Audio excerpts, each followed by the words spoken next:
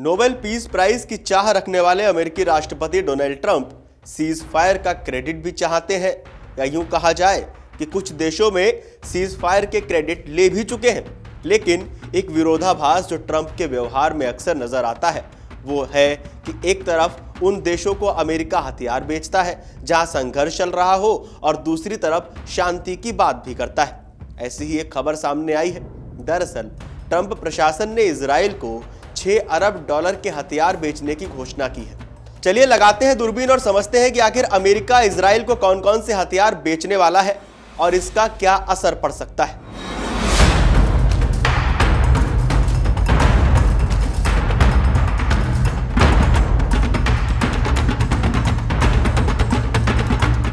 Reports के मुताबिक Trump प्रशासन ने इजराइल को 6 अरब डॉलर के हथियार बेचने की मंजूरी दी है। यह फैसला ऐसे समय पर आया है जब गाजा में संघर्ष विराम की कोशिशें जारी हैं।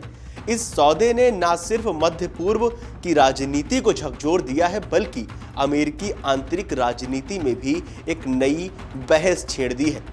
इस हथियार सौदे में 30 अपाचे हेलीकॉप्टर जिनकी कीमत करीब 3.8 अरब डॉलर है, 3200 इन्फेंट्री असॉल्ट व्हीकल जिसकी कीमत करीब 1.9 अरब डॉलर है और अन्य हथियार जिनकी कीमत करीब 750 मिलियन डॉलर है। रिपोर्ट्स में बताया गया कि इनकी डिलीवरी अगले 2-3 साल में होगी, यानी ये तुरंत असर डालने वाला नहीं बल्कि दीर्घकालिक सैन्य समर्थन है।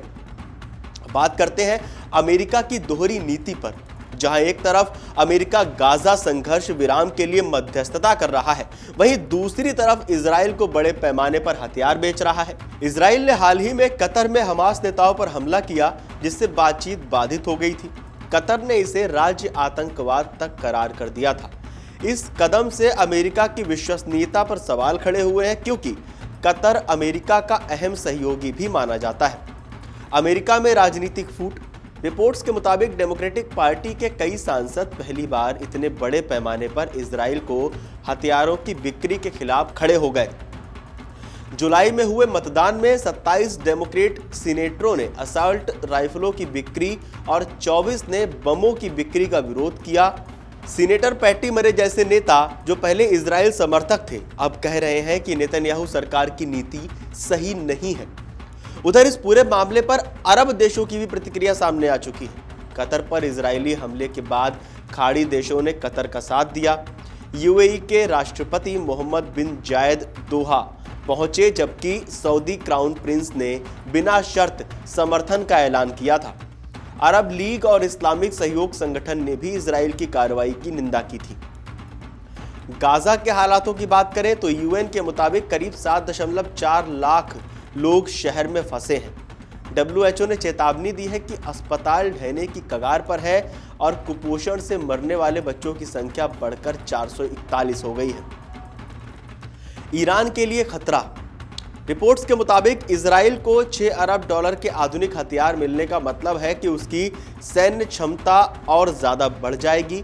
ईरान पहले से ही इजराइल को अपना सबसे बड़ा दुश्मन मानता है और रिपोर्ट्स के मुताबिक ईरान अपने सुरक्षा हितों की रक्षा के लिए रूस और चीन जैसे देशों से नए हथियार खरीदने की कोशिश कर सकता है। इससे पूरे मध्य पूर्व में हथियारों की दौड़ और खतरनाक हो जाएगी।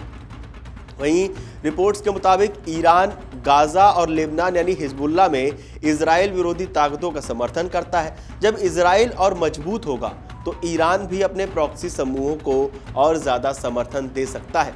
इससे क्षेत्रीय तनाव भी बढ़ सकता है। वहीं कुछ विशेषज्ञों का दावा है कि सऊदी अरब, यूएई और कतर जैसे देश इजराइल की नीतियों की निंदा कर रहे हैं।